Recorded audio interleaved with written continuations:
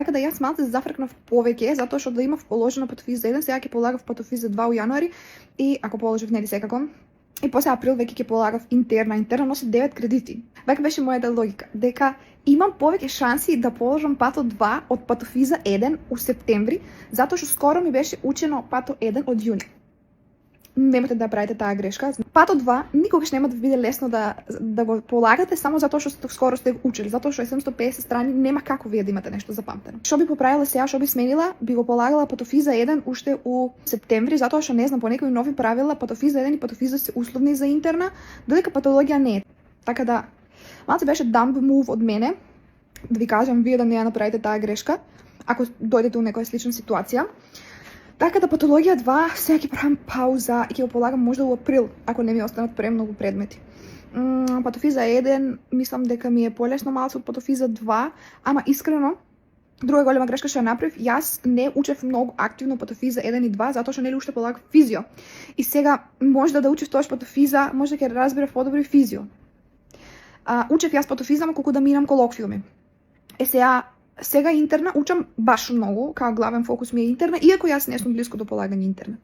Ама го учам затоа што многу други предмети ги разберам подобро од интерна и затоа што најголем дел од клиничка пракса ми зафаќа интерна, буквално по 3 сата вежби имаме, а некош кој идеме на дежурство и по цел ден сме таму. Така да интерна учам сега многу.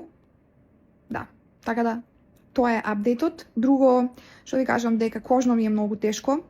Радиологија онака средно тешко, онкологија средно тешко. Јас не разбирам многу, мислам не ми е јака страна физика, јас сум по хемичар.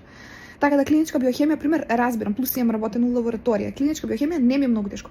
Многу практичен предмет за некои ствари и многу непрактичен за тие автоматизираните методи што треба да ги учиме. Затоа што реално јас ги гледав како се прават у автомат.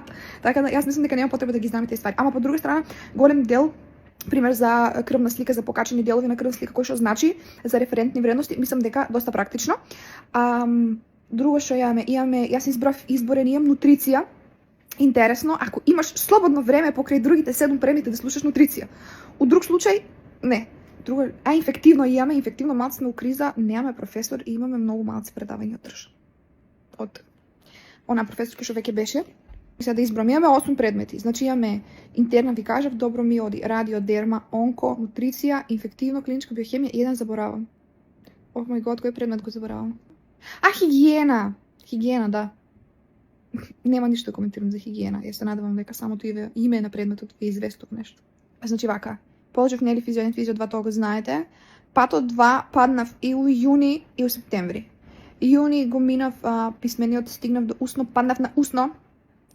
А септември беше толку тежок преелиминарниот, не стигнав до усно воопшто. И општо онака 15 на студенти од 200 дали го мина. Така да тоа е апдейтот за факс. И тоа е тоа.